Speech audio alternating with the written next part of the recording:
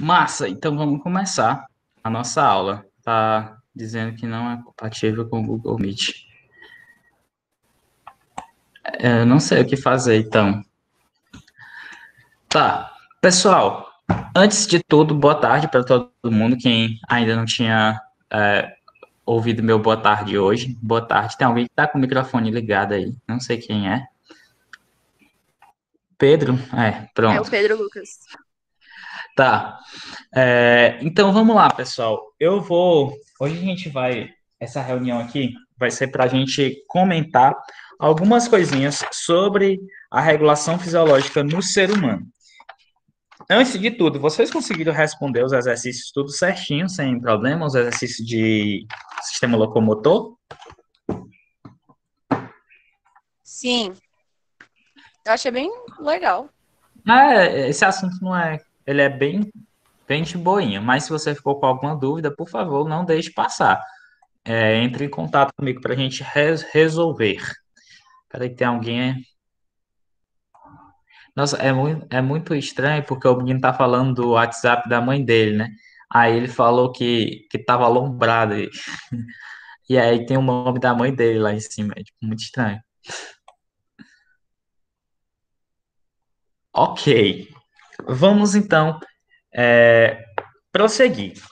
Pessoal, a regulação fisiológica no ser humano é um conteúdo, tipo, muito legal. E eu mandei aquele vídeo para vocês, acredito que a grande maioria tenha assistido, porque eu vi que muita gente visualizou lá.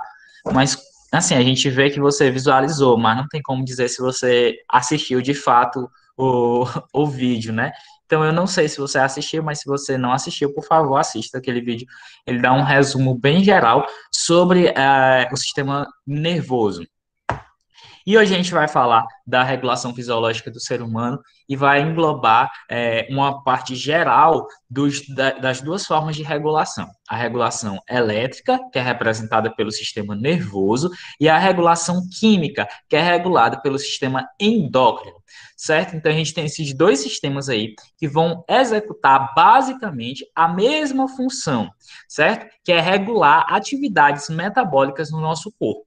Sejam elas rápidas e instantâneas, né? Ou que elas sejam lentas, mas que sejam duradouras. Eu vou dar uma explanada geral comparando o sistema nervoso com o sistema endócrino, mas a gente vai, ao longo das aulas, né? Na verdade, a gente vai fazer mais duas aulas, eu acredito, ou três, porque na próxima semana não, eu acredito que não vai ter prova, e a gente vai explanar cada ponto dos sistemas nervoso e do sistema endócrino. Mas nessa aula de hoje eu quero fazer uma aula mais para a gente conversar sobre esse sistema, para que a gente possa entender as funções desse sistema, mais do que só decorar que o sistema nervoso faz isso, ou que o sistema nervoso faz aquilo. Então, eu vou aqui transmitir o nosso quadrinho, deixa eu limpar aqui a tela, antes de botar, que eu estava dando aula em outra turma. Beleza. Eu vou transmitir agora. Watchboard. Pronto. Pessoal, vocês conseguem enxergar? Mandem áudio aí para eu poder saber que vocês estão enxergando o quadro. Uhum. Tá. Então, a gente tem aqui, ó, dois tipos de regulação. A regulação do sistema nervoso e a regulação do sistema endócrino. Tá. Antes da gente falar de fato o que cada um desses dois faz ou não faz, ou o que ele é, o que ele não é, e endócrino está faltando um acento, vocês acabaram de sair da aula de português. Vamos entender primeiro, evolutivamente, qual que é a função desse coisa, qual a importância dele para o organismo se manter vivo. Pessoal, vamos lá. A gente já estudou diversos sistemas do nosso corpo. A gente já estudou o sistema locomotor, a gente já estudou o sistema circulatório, a gente já estudou o sistema digestivo, e tudo isso aí a gente vê que eles executam determinadas funções, e essas funções elas são importantes para manter o nosso corpo vivo. Só que assim, Para que eles executem essa função, é necessário, antes de tudo, que ele seja ordenado a executar aquela função.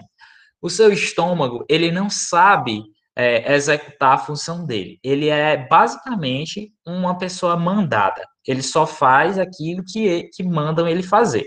Na verdade, ele só faz a digestão, né? Mas ele só faz se mandarem ele fazer. Se o seu cérebro não mandar ele fazer, então ele não vai fazer. Por quê? Porque ele só faz se mandarem ele. É basicamente igual aquela pessoa que só lava a louça se a mãe mandar, né? A pia pode estar entupida de louça, mas ele não vai lavar, porque minha mãe não mandou, então não vou lavar. Então, é basicamente a mesma coisa. O cérebro tem que ordenar que o seu órgão específico faça aquela função para que ela possa ser executada. Então, o sistema nervoso, ele é como se o sistema, na verdade, o sistema nervoso e endócrino, eles servem como um ativador. Imagina que ele esse interruptor da luz. A luz está lá, ela sabe que ela acende, ela sabe que ela precisa ser acesa, mas ela só acende se você der a ordem lá no interruptor, mandando que ela acenda, certo? Então, o sistema nervoso e endócrino, eles funcionam como esse interruptor, eles funcionam como uma coisa que manda a ordem para que ela seja executada, certo? Então, a gente tem, basicamente, dois centros nervosos muito importantes no nosso corpo. A gente tem o encéfalo e a gente tem a medula espinhal. Esses dois centros nervosos aí, a gente já havia comentado sobre eles quando a gente falou do sistema locomotor, que é aquele sistema que dá proteção, além de ajudar na locomoção, né, ele vai dar proteção para o nosso cérebro, né, para o nosso encéfalo e também para a nossa Tio, medula. Oi. eu tenho uma dúvida. O Diga. senhor falou desse coisa aí, do interruptor, que a gente tem que apertar para a luz acender. Mas Sim. digamos que a luz, entre aspas, esteja queimada. O que acontece se a gente mandar a ordem, mas ele não efetuar? É basicamente o que acontece quando a pessoa, por exemplo, ela é tetraplégica ou paraplégica. A ordem de mover, por exemplo, eu sou paraplégico. Se eu mando a ordem para mover as minhas pernas e as minhas pernas não vão responder porque elas não estão funcionando, então eu não vou conseguir executar a ordem. Eu vou mandar a ordem, mas ela não vai ser executada porque o meu órgão, que seria o executor, ele não tem mais aquela função, entendeu? Então, tipo assim, se o seu cérebro mandar, por exemplo, uma mensagem para o seu olho, mandando ele fazer a digestão, ele não vai fazer a digestão, porque o seu olho não sabe fazer a digestão. Então, é basicamente a mesma coisa. Quando você envia uma ordem para um órgão que não está mais funcionando, ele não vai executar aquela função. E aí, se esse órgão for um órgão vital, provavelmente você vai ter uma falência de órgãos e que pode causar a morte, né? Dependendo do órgão. Seu coração envia o estímulo para o seu coração, seu cérebro manda o estímulo para o seu coração bater. Se o seu coração não está mais conseguindo fazer as contrações, meu amigo, você vai servir café com bolo na sua casa para a gente, porque ele não está mais funcionando, né? Então, é basicamente isso que acontece. Foi a Marcela, né, que falou? Foi. Tá. Então, digamos que seja ao contrário, o interruptor esteja queimado. O que aconteceria? Aconteceria a mesma coisa, você não conseguiria executar a ordem porque o transmissor da ordem não está funcionando. Seria basicamente, por exemplo, se eu cortasse o nervo, entendeu? Se eu cortar o nervo, eu não consigo mais enviar a mensagem não vai chegar até o órgão que eu tenho interesse de mandar. Ou, por exemplo, seu cérebro pode ter morrido também, né? Vocês já ouviram falar que a pessoa pode ter morte cerebral? A pessoa tem Já. morte cerebral, o cérebro da pessoa Uhum. morre e alguns órgãos eles conseguem. Uma tia minha que morreu semana passada teve isso. Pesado. Me deixa triste agora. Exato. Agora, meu Deixa Deus. eu ter um momento assim, no meio da aula, meu Deus. O silêncio. Enfim, quando a pessoa tem morte cerebral, o que que acontece? O cérebro da pessoa morre e alguns órgãos continuam funcionando. Por quê? Porque eles não dependem diretamente da ordem cerebral, né? É, tio, é Alguns tipo quando órgãos. você mata uma lagartixa e ela fica, tipo, com o rabo mexendo. Não, a da lagartixa é outro sistema, é outra coisa. A da lagartixa é uma adaptação que ela tem para enganar os predadores, né? Que ela deixa o rabo se movimentando e foge. Mas aí é outra coisa. A morte cerebral é tipo assim, o cérebro morreu, mas os órgãos que vão continuar funcionando são aqueles órgãos que não dependem de ordens diretas do cérebro, né? A gente vai ver que existem algumas funções do nosso corpo que elas têm resposta medular.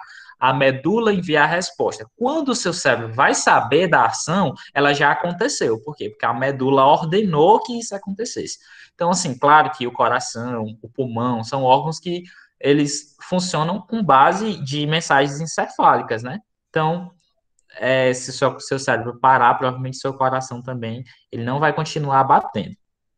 Mas pode existir alguns outros órgãos que continuem funcionando. Mas, assim, teve morte cerebral, infelizmente, não, não há mais o que fazer, né? Se o seu cérebro morrer, aí é café com bolo na sua casa. Entendi, Ti. Obrigado. Meu Nada. Deus, que horrível. Café com bolo é no velório da pessoa, café com bolo. Enfim, então vamos lá. Então, pessoal, evolutivamente, para que serve o sistema nervoso e o sistema endócrino? O sistema nervoso é o sistema que ele vai atuar basicamente é, nas nossas ações de resposta, né? Por exemplo, você recebe um estímulo e esse estímulo vai gerar uma resposta. Então, quando você, por exemplo, encosta a mão em alguma coisa quente, qual é a resposta a isso? É que você retire sua mão. Se algo não está correto no seu corpo, o que é que vai acontecer? Geralmente você sente dor. Então, a dor é uma resposta a um estímulo do seu corpo.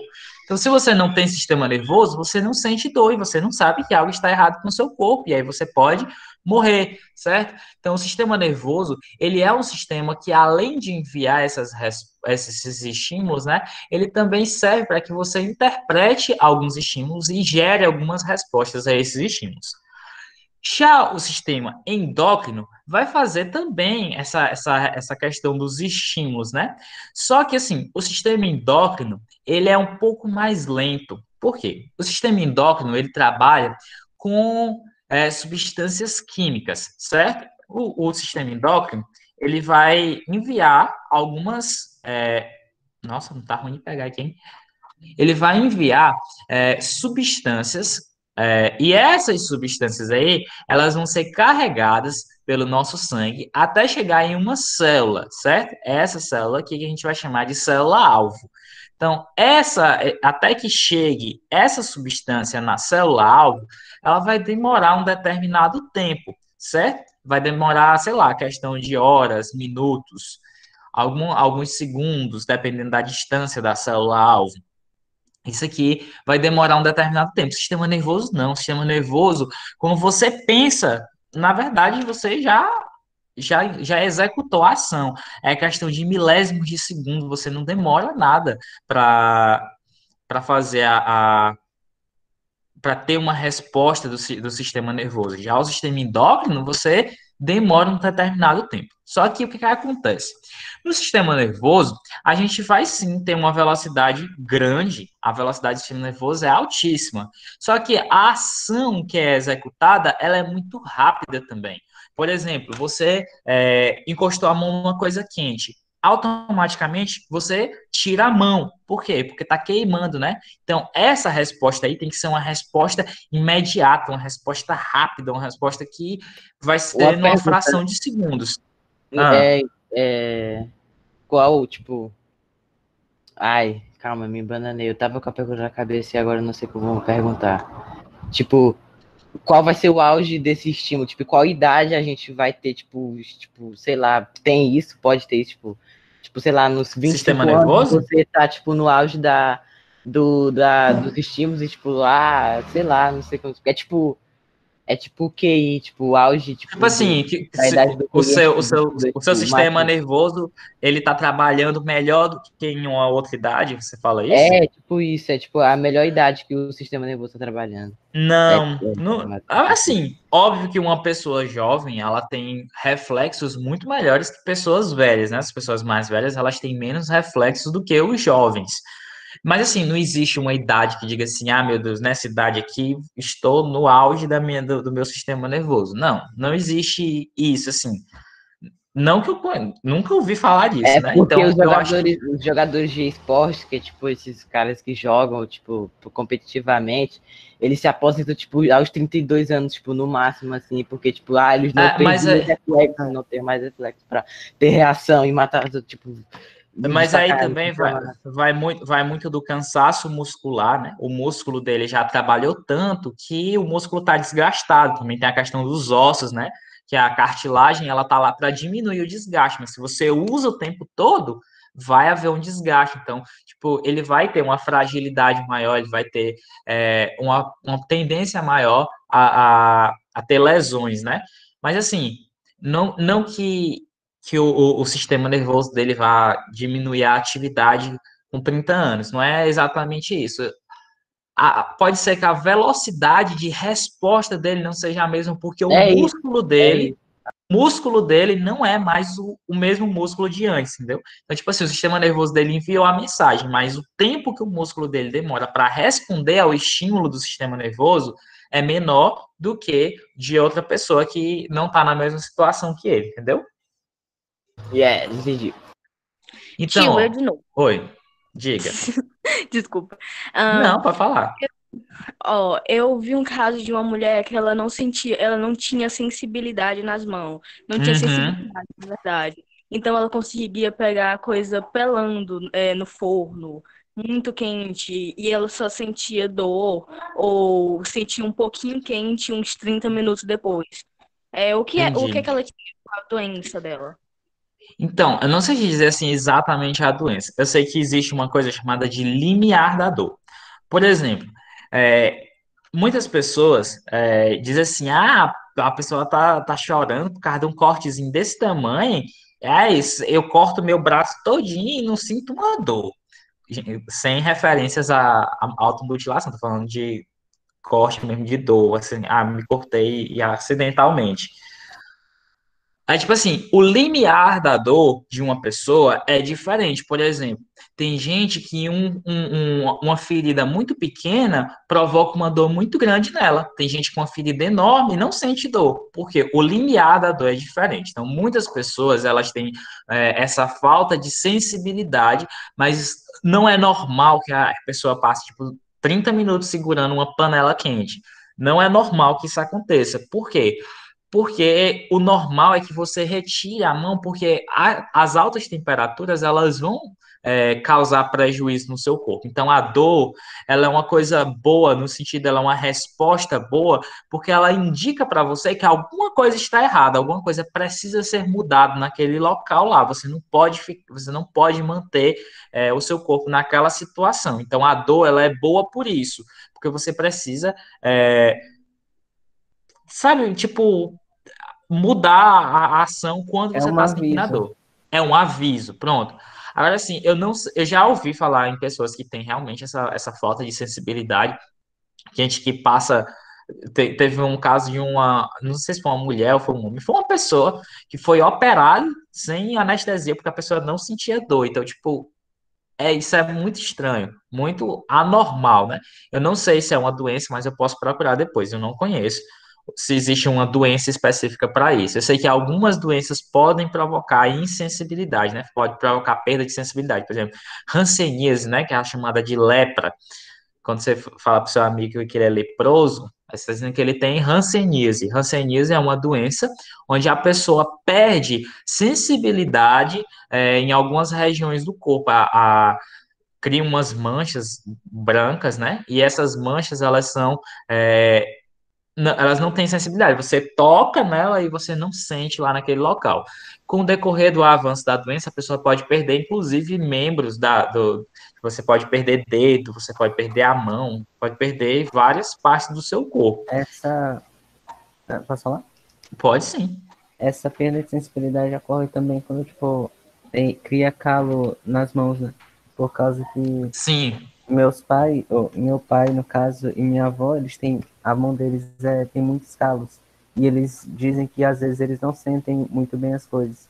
E eu também, eu toco um pouco de violão e a ponta dos meus dedos, eu às vezes não sinto ela direito por causa que criou calo nelas.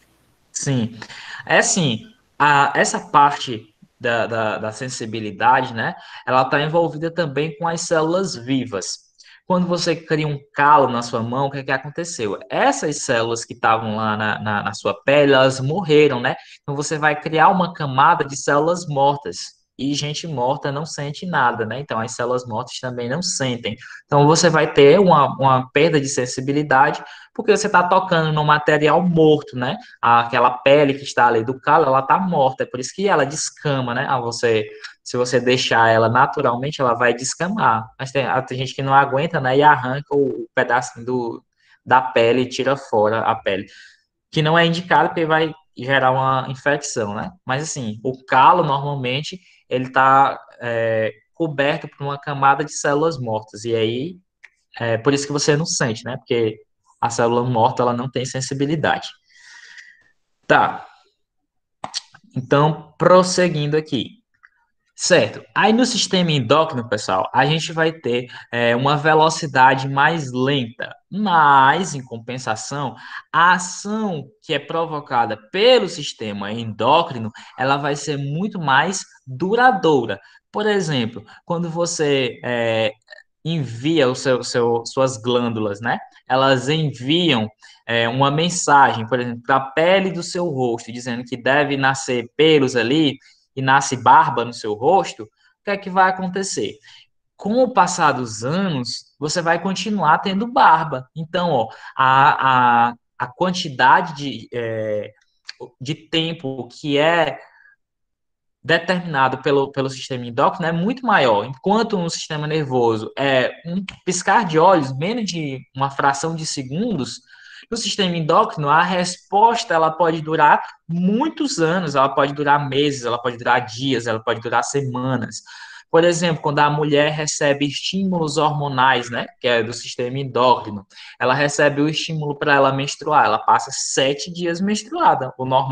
Normalmente, né, se passa 7 dias tendo o ciclo menstrual. Então, ó, uma ação hormonal que durou 7 dias.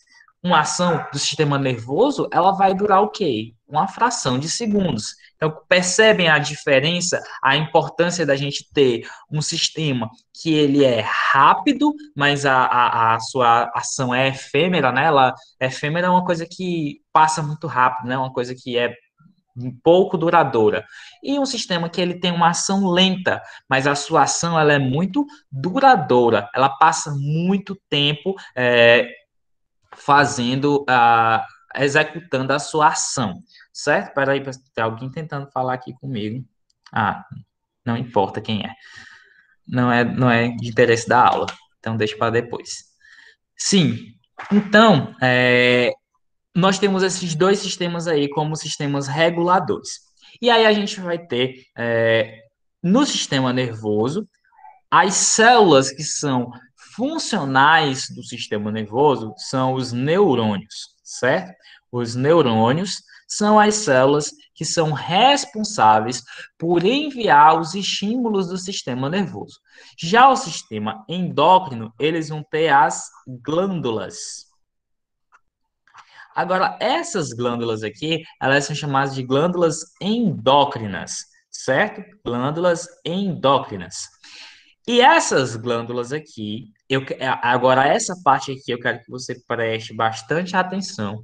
Elas sempre colocam sua secreção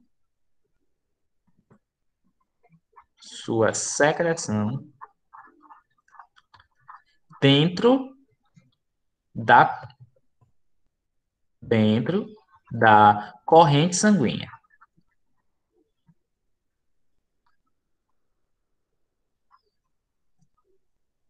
Certo? Pessoal, ó, isso aqui é muito importante. a diferença de uma glândula endócrina para uma glândula exócrina é que as endócrinas sempre vão secretar dentro da corrente sanguínea, certo? E sempre eu vou chamar a secreção de uma glândula endócrina de hormônio, certo? Ó, hormônio. Então, ó, o sistema endócrino, ele é composto por glândulas endócrinas, eles sempre vão secretar suas secreções dentro da corrente sanguínea e a secreção eu sempre vou chamar de hormônio. O sistema nervoso, ele é formado por neurônios e seus estímulos são elétricos, certo? Então, ó, diferenças básicas entre o sistema nervoso e o sistema endócrino. Sistema nervoso utiliza estímulos elétricos, sistema endócrino utiliza estímulos químicos.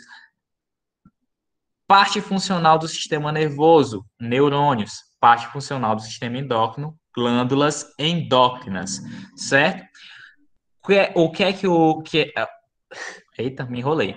O que é o sistema, o que é a substância liberada pelo sistema endócrino? Qual é o estímulo químico? É uma substância chamada de hormônio, certo? Pessoal, grande parte do nosso corpo, ele vai ser controlado tanto por estímulos nervosos quanto por estímulos endócrinos, certo? O seu estômago, por exemplo, recebe estímulos endócrinos e também estímulos nervosos. Sei lá, o seu intestino recebe estímulos endócrinos e recebe estímulos nervosos. Todas as partes do seu corpo vão receber estímulos, tanto nervoso quanto endócrino. Quando você chega na adolescência, você também vai receber estímulos endócrinos, por exemplo, na parte de baixo das suas axilas vai nascer pelos, no pubis, né, na região pubiana, também vai nascer pelos. O desenvolvimento da região genital também serve como exemplo, né, de ação de sistemas do sistema endócrino. E você também recebe ações do sistema nervoso em todas as partes do seu corpo. Então, ambos vão fazer a regulação fisiológica. A regulação fisiológica é aquela regulação que vai regular a função do seu corpo. E assim, a modificação que o sistema endócrino pode provocar pode ser tanto fisiológica quanto morfológica. Por exemplo, se o seu sistema endócrino começar a enviar mensagens dizendo que você precisa modificar suas características, isso acontece muito na puberdade. Por exemplo, os meninos, né, eles geralmente ficam com a voz mais grave do que as meninas. Isso se deve a quê? Se deve à modificação morfológica é da forma, certo? A modificação morfológica que o sistema endócrino fez nas cordas vocais dos meninos, que é uma modificação que ele não faz tão grande nas meninas, né? Por quê? Porque quem faz essa modificação maior nos meninos é um hormônio chamado de testosterona, que não está presente em grandes quantidades nas meninas. Então, os meninos normalmente ficam com a voz mais grave, certo? Outra coisa que pode ser usado como exemplo de modificação corporal. Normalmente, quando você nasce, né, quando você está chegando até os 16, 17 anos, você não tem pelos na face, no caso dos meninos, né? Então, quando você chega a uma determinada idade, começa a nascer pelos no seu rosto. E essa modificação aí é uma modificação fisiológica, porque as suas células que estão aqui no seu rosto, né?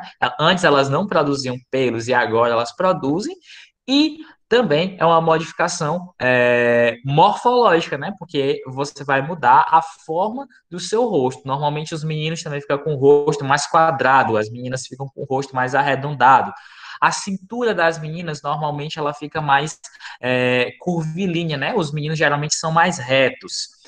Isso, lembrem sempre que eu estou falando geralmente, né? Isso não é obrigado. Ah, professor, eu sou uma menina e minha cintura não afinou. Tudo bem, é uma coisa fisiológica, uma coisa da sua genética. Às vezes não acontece. Mas, assim, via de regra, é uma modificação que ocorre durante a puberdade. Se não aconteceu com você, pode acontecer ainda, ou não pode não acontecer, e isso não significa dizer que você tem uma deficiência hormonal. Pode ser apenas a sua genética, né? Algumas pessoas não têm a característica padrão de todo mundo. Enfim. Então, pessoal, eu dei aqui uma bugada, assim. Eu viajei aqui na coisa, mas eu quero saber. Vocês conseguiram compreender a diferença entre o sistema nervoso e o sistema endócrino? A diferença básica entre os dois? Uhum. Entendi. Beleza. Então, deixa eu ver aqui. Eu não quero começar um ponto se a gente for demorar muito nele, porque senão a gente vai passar mais de 2 horas aqui. Tá, eu vou falar então só de duas coisinhas que são bem importantes que a gente saiba para a gente continuar isso aqui na próxima aula. Tá, eu vou fazer um desenho aqui. Vai ser bem assim tosco, mas por favor, respeitar. O senhor faz muito desenho na sua mesa digitalizadora. Sim, mas é porque nesse quadro aqui é muito difícil fazer. Ah, tá. Quanto foi sua mesa digitalizadora? Eu também quero saber, por causa que eu quero comprar uma, mas quanto foi essa mesa digitalizadora? Eu não lembro direito, mas eu comprei numa promoção e não foi aqui, foi em Manaus, mas ela tá por volta de uns 450 por aí. Ah. É mais ou menos esse preço aí que ela tá. Você encontra. Falso Pedro, desisti. Não, mas você encontra umas mais baratas. Tem uma marca chamada Huion. Ó, essa propaganda não está sendo paga, YouTube, por favor. Há uma marca chamada Huion, é uma marca chinesa. Ela é bem mais em conta do que essa daqui. Essa minha aqui é de uma marca chamada Wacom.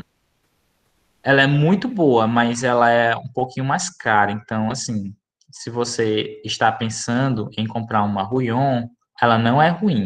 Quem tem uma Ruion é o professor Marcos. O professor Marcos, ele falou pra gente que a Ruion não é ruim. Ele falou que ela satisfez as promessas que ela fala lá na propaganda. Então, se você está pensando, a Ruion, ela sai por volta de uns 150, bem mais barato mesmo, tipo, muito mais barato. Tá. Eu acho que já dá pra gente fazer isso aqui. Pessoal, ano passado, nossa, a diferença entre um neurônio e outro ficou gritante, né? Mas tudo bem. No ano passado, vocês estudaram o sistema Não tá nervoso. com deficiência de bainha de mielina aí embaixo do lado. Ele tá com probleminha, meu neurônio, mas tudo bem. Esse neurônio aqui, esses neurônios, né? Porque a gente tem dois. Eles têm alguns nomezinhos importantes que vocês estudaram no ano passado. Quem lembra aí os nomezinhos que tem nos neurônios aí? Um já foi dito, né? Que é a bainha de mielina. Bainha de mielina é esse aqui, né? Detritos, caraca. Detritos, núcleo. Núcleo. Como é o nome que Esse é o núcleo. Eu nem tô olhando no livro, viu? eu estou procurando agora. Porque Esse aqui, ó. Pessoal, ó, o nome correto é Aí o que tá dentro. dendritos. Dendritos. Não é dentrito, não. Dentrito é resto de alimento, de alguma coisa. E o que tá, tipo, dentro da bainha de mielina é axônio. Acabei de ver. Isso. Eu vou colocar aqui, vocês entendem que é o que tá passando aqui por dentro, né? Pois é. Axônio. Certo. E aqui é o terminal do axônio. Beleza. Então, vamos lá, pessoal. Oxi, esse gato é doido. Sim. Então, vamos lá, pessoal. A gente tem uma coisinha chamada de impulso nervoso.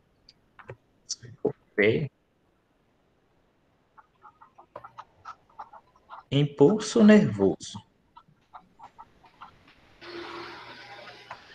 Tá.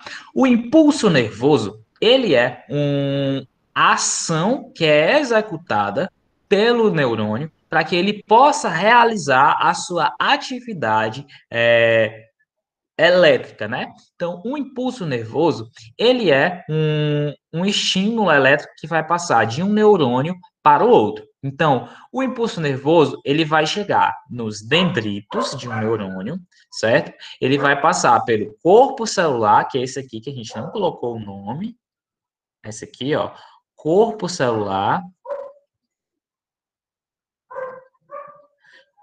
Então, ele vai passar dos dendritos, vai passar pelo corpo celular e vai seguir no axônio em direção aos dendritos do próximo neurônio. Só que, o que é que acontece? Como é um estímulo elétrico, este estímulo elétrico, ele não pode encostar em outro neurônio, né? Porque daria um curto-circuito ali naquela coisa, né? Então, o nosso corpo, ele não é burro. Ele vai pensar, se eu encostar um neurônio no outro, aqui, o que é que vai acontecer? Vai acontecer um choque, né? E os neurônios, eles vão acabar morrendo do choque que passou neles ali. Então, os neurônios, eles respeitam o isolamento social. Olha aí um exemplo legal. Os neurônios, eles vão respeitar o isolamento social. E o isolamento deles está entre uma pequena região que fica entre os dendritos de um neurônio com o terminal do axônio de outro neurônio.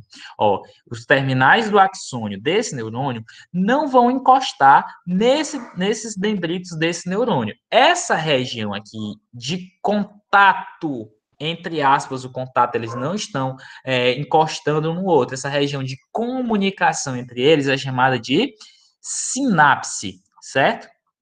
A sinapse é uma região de comunicação, mas não é uma região de contato. Eles se comunicam, mas não encostam um no outro, certo? Então, ó, neurônios aí mostrando que o isolamento social é importante. Eles podem conversar, mas eles não podem se encontrar, certo? Eles conversam através de uma substância química chamada de neurotransmissor.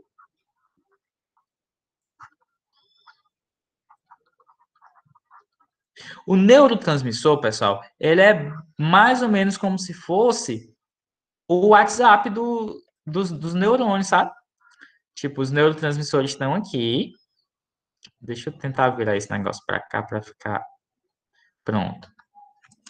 Os neurotransmissores, eles são como se fosse o WhatsApp, né? Ele envia a mensagem sem a necessidade de um neurônio encostar no outro. Ele vai dizer assim, ó, eu tenho aqui uma mensagem para ti, mas eu não posso entregar em tuas mãos. Então, o que é que eu vou fazer?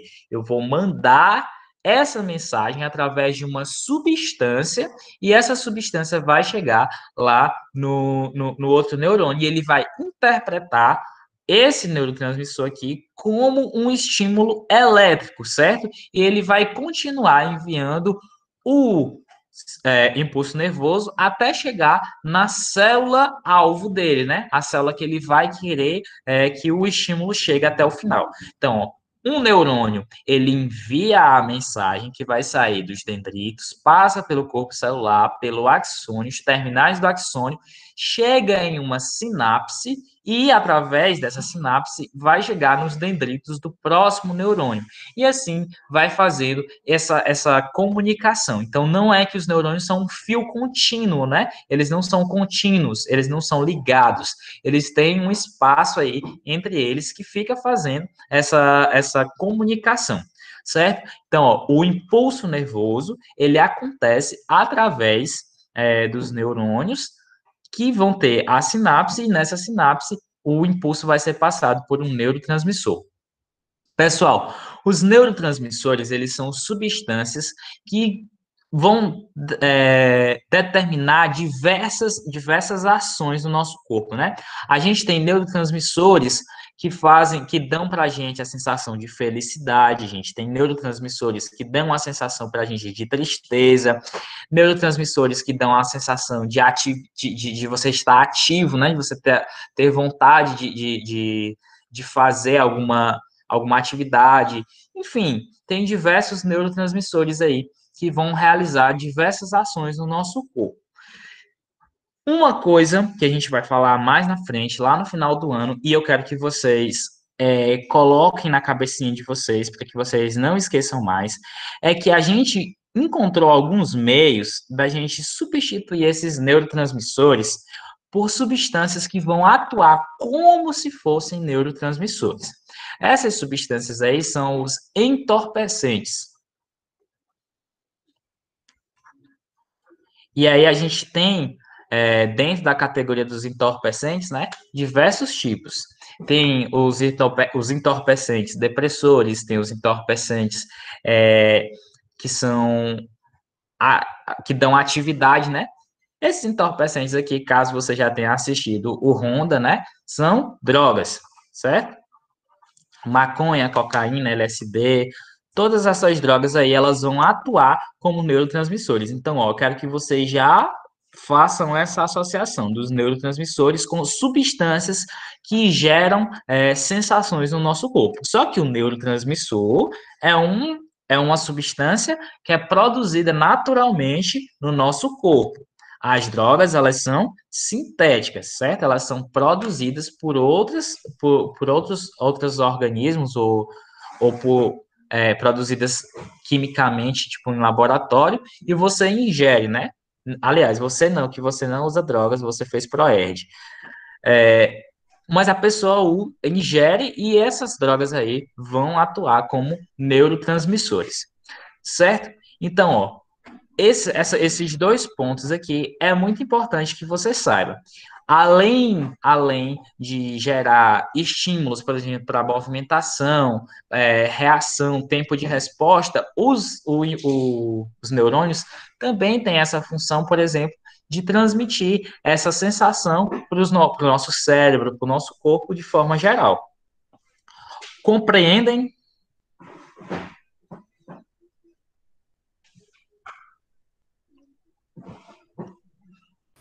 Uhum.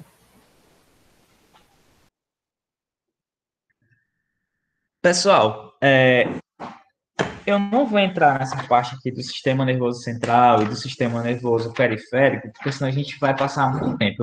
Eu vou mandar isso daqui em forma de aula para vocês, porque se a gente for discutir ponto a ponto, a gente vai demorar muito tempo. Mas a gente vai marcar uma aula para a gente discutir isso, mas eu quero que vocês tenham uma base primeiro de sistema nervoso central e periférico para a gente possa discutir com uma base melhor, porque senão a gente vai sair daqui 6 horas e aí eu tenho outra reunião e aí não vai dar tempo, certo? Mas, por favor, se você ficou com alguma dúvida, se você quiser falar agora, por favor, não deixe para depois. Alguma dúvida? Não. Então, pessoal, eu vou encerrar aqui a gravação, certo?